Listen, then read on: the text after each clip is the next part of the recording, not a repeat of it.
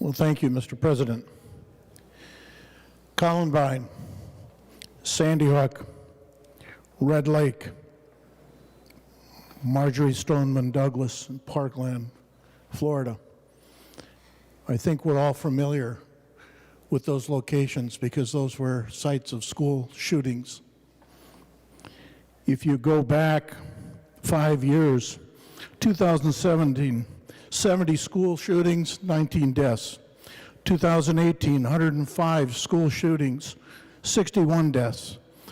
2019, 130 school shootings, 32 deaths. 2020, 67 school shootings, 15 deaths. And then this year so far we've had 18 school shootings and 5 deaths. The Minnesota legislature and local school voter approval bond initiatives have spent millions of dollars on school safety. And as recently as 2019, this body provided $25 million for school safety grants. And the money could not meet the demand for the requests. Mr. President. Senator Pratt, for what reason do you rise? Thank you, Mr. President. Can you remind the body what we're discussing? Yep, I was going to give it just a little bit more leeway, but members, we are on House File 1952. Senator Clausen, do you have an amendment that you're getting to? I do.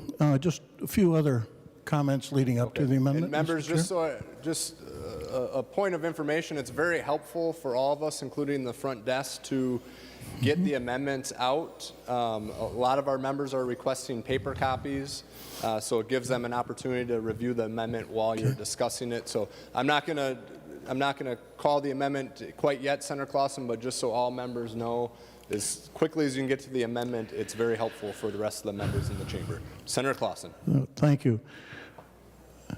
Mr. President, school districts are investing in entrance upgrades, including creating layers of security, secured double entrances, driver's license scanners, traffic barriers, communication upgrades, bullet-resistant film over windows, centralized school locking systems, and security personnel. But there are days when the school door is open to all, and that's on election days. On election days, when schools are designated polling locations. So, Mr. President, I would like to offer the A8 amendment. Senator Clausen offers the A8 amendment. The Secretary will report the amendment. Senator Clausen moves to amend House File Number 1952 as amended pursuant to Rule 45 as follows. Page 110, after line 20, insert. This is the A8 amendment. To the amendment, Senator Clausen. Thank you, Mr. President.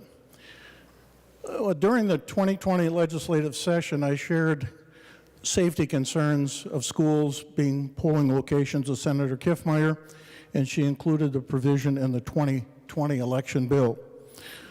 At this time, I'm asking this provision become permanent in election law. And I understand that schools are a desirable polling location.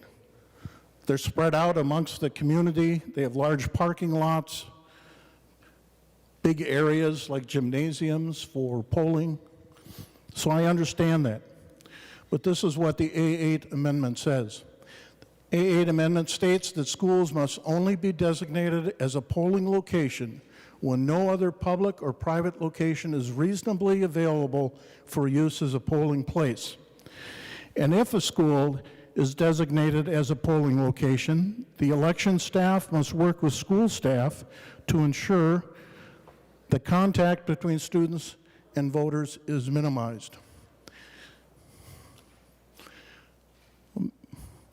Colleagues, Mr. President, we need to protect students, teachers, school staff when school is in session, and school shootings are all too prevalent in our society.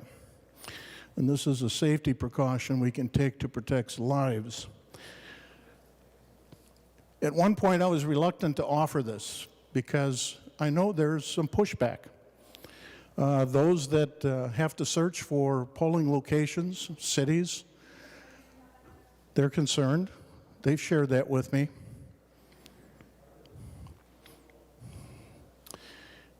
But you also have to ask yourself,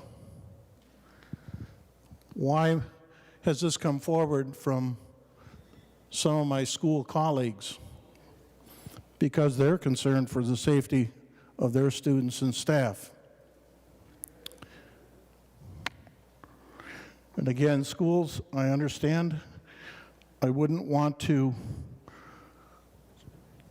reduce polling locations, making it more difficult for people to vote. But I really think that this is an issue that we need to take up, and I would ask for a roll call vote. Thank you.